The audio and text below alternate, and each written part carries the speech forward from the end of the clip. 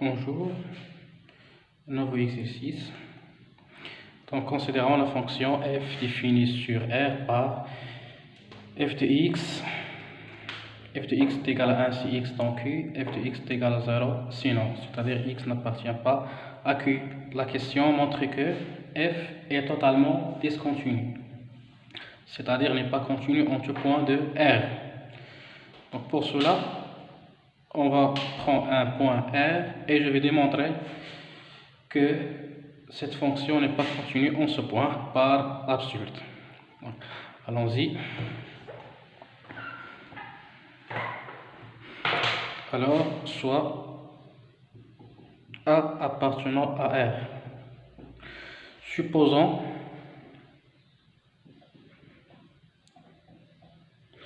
que f continue en A. Donc, qu'est-ce que ça veut dire continue en A? Donc, la définition de la limite dit que, quel que soit epsilon strictement positif, il existe alpha strictement positif, tel que quel que soit x appartenant à R, x moins A inférieur à alpha implique que f de x moins f de A inférieur à epsilon. D'accord? C'est-à-dire, donc, x moins A inférieur à alpha, la distance entre ces deux inférieure à alpha équivaut à dire que x appartenant à l'intervalle A moins alpha, A plus alpha, implique que f de x moins f de A inférieur à epsilon. D'accord? Donc, je prends x et y dans cet intervalle qui sont différents.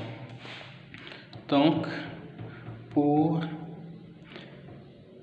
x, y, je prends x et y de telle sorte que f de x soit, ou bien je prends x et y dans cet intervalle de telle sorte que x soit rationnel et y n'est pas rationnel. D'accord? Et comment? Comme, donc, dans cet intervalle, il y a des nombres rationnels, d'accord? Puisque Q danse dans R. Et de même pour R moins Q. Il y a aussi ici des nombres qui sont irrationnels. Donc, comme Q danse dans R, alors il existe x1 appartenant à Q et x1 dans cet intervalle. D'accord?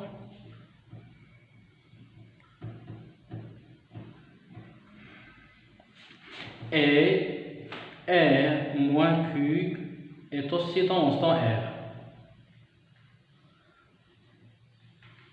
Dans R, donc il existe x2 qui appartient à cet intervalle et dans R moins Q qui appartient à R moins Q et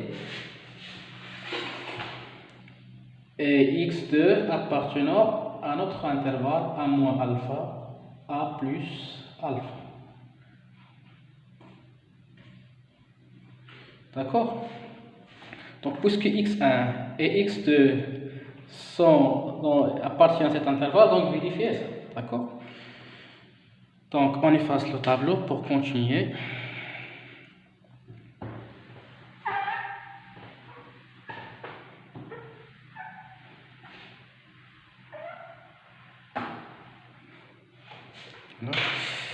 Donc, x1, x2 appartenant à l'intervalle A moins alpha, A plus alpha. Donc, puisqu'ils sont dans l'intervalle, donc I f de x1 moins f de A inférieur à epsilon, d'accord? Et f de x2 moins f de A est aussi inférieur à epsilon, d'accord?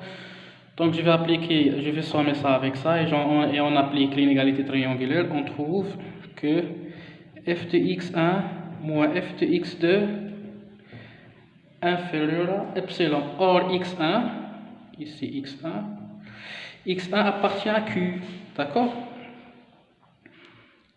Appartenant à Q. Et x2 n'appartient pas à Q. Donc f de x1, ça sera 1. Et f de x2, ça sera 0. Donc 1 moins 0 inférieur à epsilon. Epsilon, n'importe quel epsilon, d'accord? Donc ce qui implique que 1 inférieur à epsilon pour tout epsilon, ce qui est absurde. Donc f n'est pas continu en 1.